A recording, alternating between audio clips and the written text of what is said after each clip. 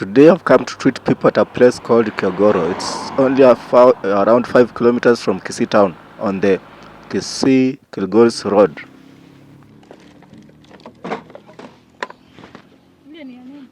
Yeah, hiyo tunasema allergy. Mtu inaitwa mswasempeke ni hii hapa. Na utafikiri mtu inafanya. I always go the length of teaching people what trees are treating, what diseases. Tumesema kila dawa imeandikwa jina mti mswasempeke. So kwa allergy, hiyo ni dose ya kukunywa 3 weeks. Hiyo dose yenye unaona ya 160. I always give a complete dosage. The reason why the names of the tree are written on the plant is that people just to know. They won't look for this medicine because it's very hard to find this medicine. You cannot find them. In the previous videos, I think you have seen me go to Tanzania and so on. So just teaching them. Unachukua hii yote? So that tunakunywa siku tano.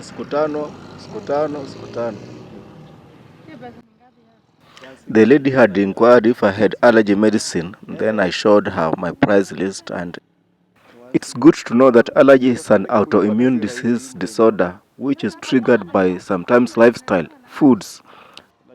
There are over 14 types of foods which I have already made videos earlier. You can go and check. Unapona? Paka miguu kuwaka moto. Na yenye inakuumia hapa ndani. Inaitwa sciatica, hiyo ni 80. And then she points out that she has a hip pain. That problem is called sciatica.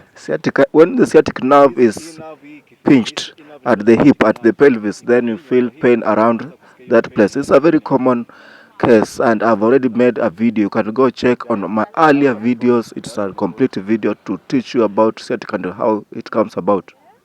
At this point, there are people standing behind me asking about ulcers, and some people are joining too.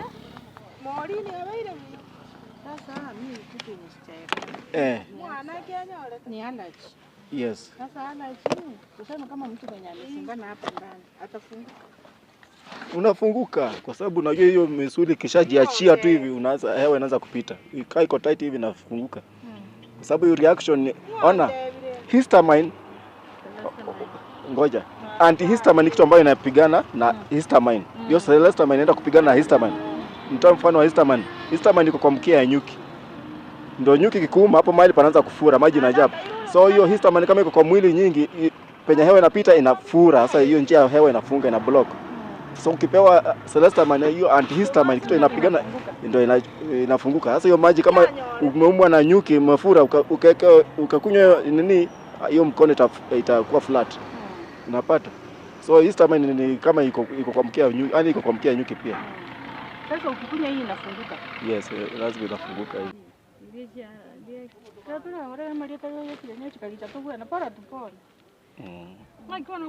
Tuende kuchosha kwa nyumba na amalini utakompatia unakiwa nako na kwa wewe you're going for 5 days. Hey, 5 days. 5. 3 weeks, yeah? Ni 3 weeks for 21 days. Yes. Itaenda 20 days. Yeah, it's ni around there. Yeah. Sasa hapa sasa tueleze. Unaweka kiasi gani kwa maji? So hiyo dawa unaona ya brown hiyo ni mzizi. Kwa hivyo lazima uchemshe maji. Unachemsha? Yeah, such si kali. Si kali. Lakini chemsha. Sasa kuweka dawa, unaweka dawa kama maji ni moto. Lakini sasa kunywa maji unakunywa kama dawa imekuwa baridi. Imekuwa baridi kabisa. Yes. So unachemsha maji 3 glasses.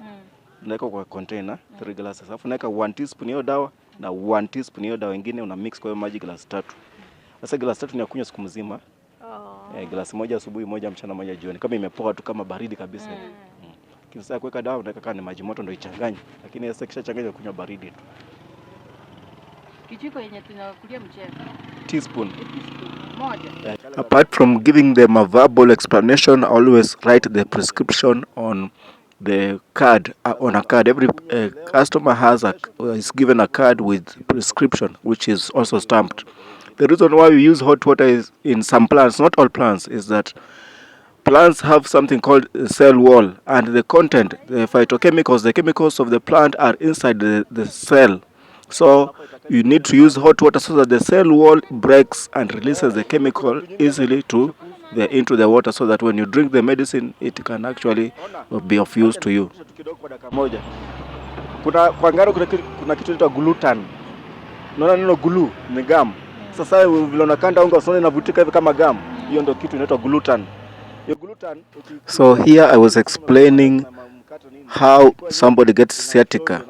So from the dough, the gluten, and how gluten is absorbed when you take it, too much of it into your system, it is absorbed by the cartilage. So I've already said this is already explained in a previous video. You can go check on the video titled sciatica, that is hip pains that come because of this disease. We have talked a lot of many things. I keep always explain everything to the detail. I always use pictures because I have a picture booklet with me always. Lakini iko nyingi kwa hiyo nini kahawa caffeine. Sasa ndio kwa red meat pia iko hapo na vitu kama hizo sasa. Inasiaga hiyo mfupa nyororo hii. From this short moment of discussion, I've talked to them about the uric acid, its source, red meat, and so on. We have talked about purines and from coffee and so on. Anatumia ni hela, so okay. So, miaka 10. We have already jumped to asthma, so you have to be on your toes when you are talking to customers. Hiyo asthma hiyo unasema hiyo inaponanga haraka kuliko hata watu wakubwa. Anatumia na hela. Miaka 10 atahitaji 3 hivi.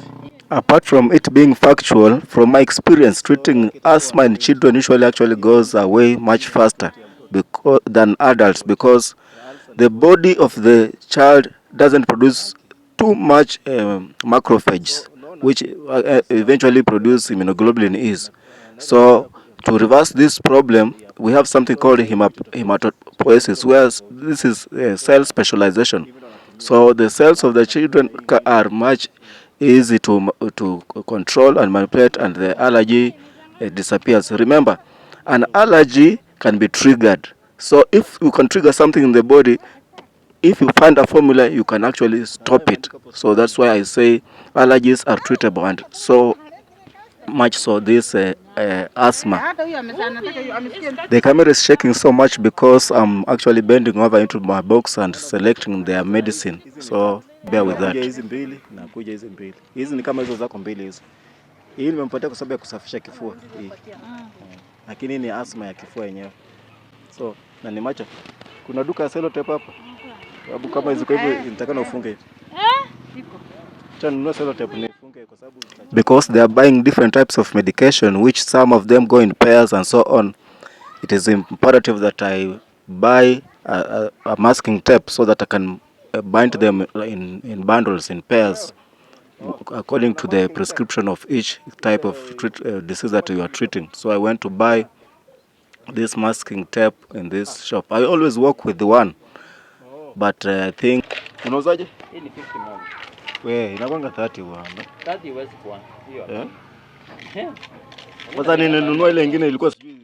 The shopkeeper tells me that he sells it at 50 Kenya shillings. That's around $0.5. But the truth is that the price is actually 30 shillings because I always use this masking tape. I've only forgotten mine in the office. He only increased the price because he sees I'm new in this place. So in Kenya, honesty is just something else. I think it's the same. It replicates into other countries also.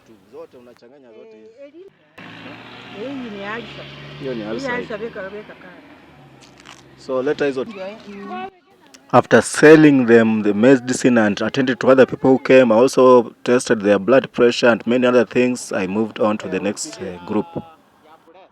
Sawa. I usually don't record everything because it will I take from like 10 a.m. to in the evening 5 p.m. So you can't record, it will be so full. So in this place where I came, I tested people and treated people. Some people came here just around this shed. There's a guy up there who wanted to know more about where I stay. I gave him my contacts because he has somebody in the family who is sick. So I excused myself from there. I actually spent where I'm just living here for about maybe 45 minutes, a very long time. So I'm just walking casually. There is a lady who has called me up in front of me, so you will see her. So this place, Nyansongo, I think Nyansongo is a place. It's like it's like 5 kilometers from Kisii town, on the Kisii Kilgoris Road. Those people who know this place. So Kisii is in southwestern Kenya. So that's why you'll find Kisii. This is the lady that called me. So umepata?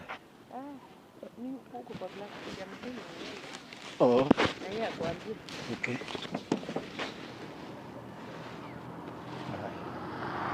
Oh, nimekuandikia Kisii cha kupatia ndio hiyo.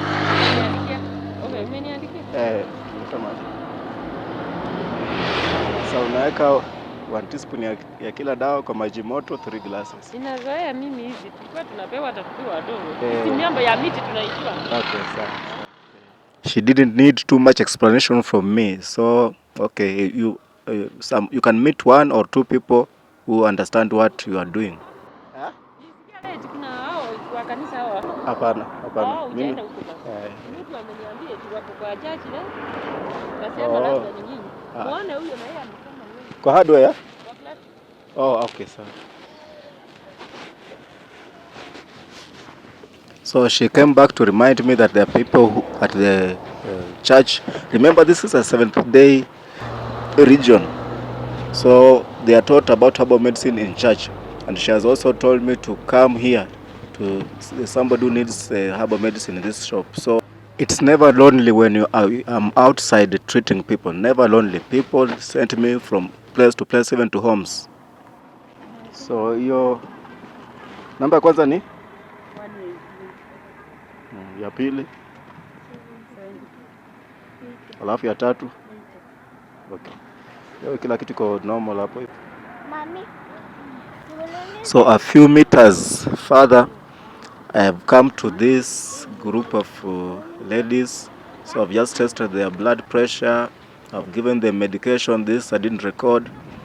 And everything is very fine. I've given explanation as usual. Number simu imeacha. It was a great day. It is sunny, hot. Usually before I go out, I usually look at the weather on the Google weather map. So today, this is a rainy place, but today it is very nice. So pressure iko normal. Watu wengi hapa speed ya moyo mnatumia majani nyingi sana. Unajua mara nyingi nasemanga chai ya maziwa ni mtego. Hakuna mtu anapenda kunywa chai ya maziwa ambayo iko white. Sasa tunaikanga paka na change color inakuwa dark. Umekosea kabisa, umeka mbali sana hapo hiyo. Hiyo nasema ni mtego kabisa. Hata chai nataka naweka majani kikombe moja, unaweka majani ndogo hivi kikombe moja. Lakini unaona mtu anaweka majani kabisa. Hapana. If I don't go out to teach people these things, then who will? Everybody will be hospitalized. So I've taught them very well, so they know and they are now empowered. In the meantime, one lady wanted to know how to use a BP machine, so I let her do that. Okay, so finya hapo start.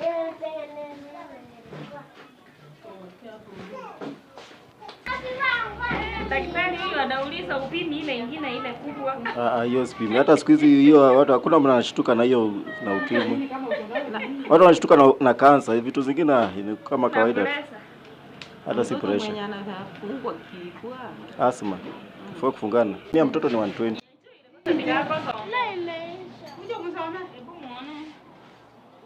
So 120/80 yako iko normal, speed ya moyo iko 80.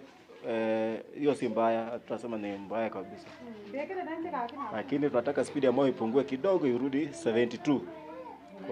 Yaani kuja kwa 72 hapa. Sasa punguza tu majani, hakuna kitu kingine hapa. So hapa uhitaji dawa, lakini hizo vitu ndio utakana uangalie.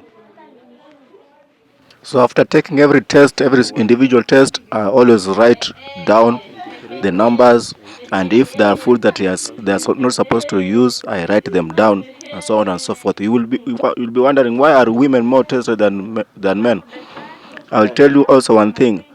Ask yourself, why do women live longer than men? Because women take care of their health. Umerudi sana, lakini lazima dawa yote ishi. Sababu kuna vitu zenye unabadilisha kwa mwili. So after testing everybody, giving them medication, they bought different types of medication. Some people came, some people went, some people heard I was here, so they came and we were tested, everything. So from here I also went to some other place and so on until evening.